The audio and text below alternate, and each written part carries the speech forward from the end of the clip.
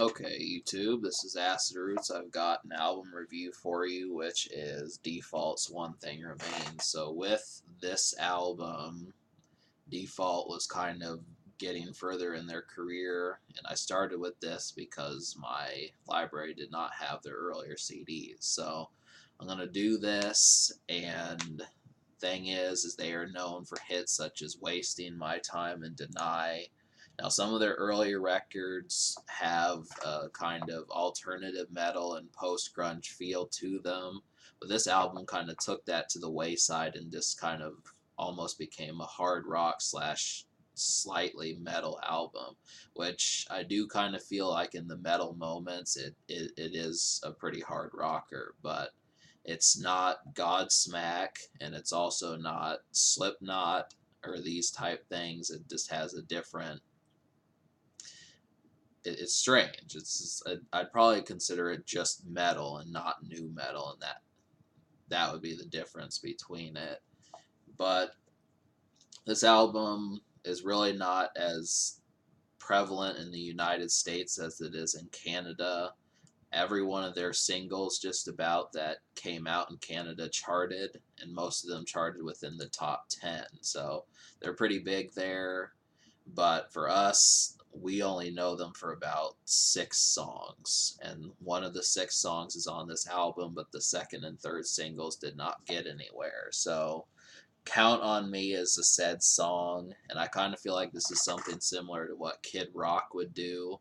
It almost sounds Southern rock, but I think it also sounds like an AC/DC song. So just the real not aggressive guitar on the first single is kind of strange, but I do like the way it feels. So beyond that, the other two were I Can't Win and The Way We Were. Now, I Can't Win roughs things up a lot better.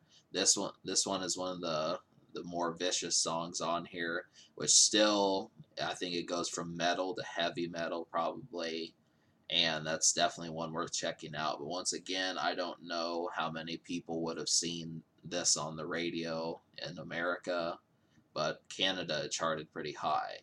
The third one is The Way We Were, and this one is post grunge sounding, which is, like I said, if their earlier records were known for alternative metal and post grunge, this is really one of the few songs that does it. Now, they have a couple like acoustic guitar songs towards the later half of the album, but for the most part, this album is pretty much rock metal, and that's a good thing. This screams quality to me. But all right, so we're gonna talk about a few of the best moments, and I'm definitely gonna all 8 of the first songs that you hear, the first one songs 1 through song 8 are songs that you need to hear. So the only one besides that I was on the fence about was Count on Me, the first single, but I think I'll pretty much like that. So I Can't Win, All Is Forgiven, Hiding from the Sun, and One Thing Remains are some of the most heavy metal of the metal songs. These are great moments. They do it well. But if you're used to new metal or, just hard rock is not your thing, it's kind of, this is classic metal more so than a different shade of it. And it's not alternative metal either. The song It Only Hurts is the closest thing that there is to alternative metal. And then the last 3 songs on this album are kind of acoustic, and then I forgot the other one. But yeah, so it's basically metal the whole way through. So this album, because I liked 8 out of 11, is going to get a 9 out of 10. Originally, when I reviewed this, I was going to give it more like a 2, but as I continued to get used to some of the greater metal moments, it does prove to me that this is just as much of a prolific album as anything that I've reviewed. So the only real problem with this project is that it was not big in America. So, obviously we only know it for the song Count on Me, and that's not even the best song. So that's about the thing is, some of my American viewers, if you watch this, it's going to be like, well, this album was kind of, a stain, and it's not exactly the case with that. So uh, the social score, which I guess that's what we're going to next.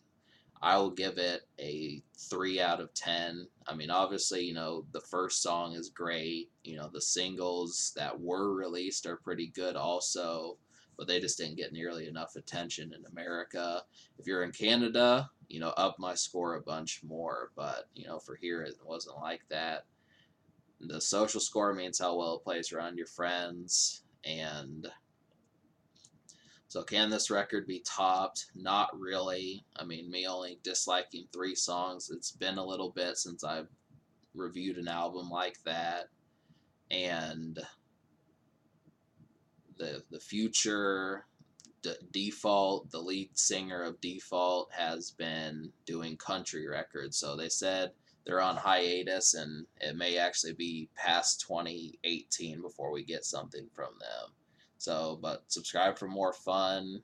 Enjoy some of these records because they're worth it.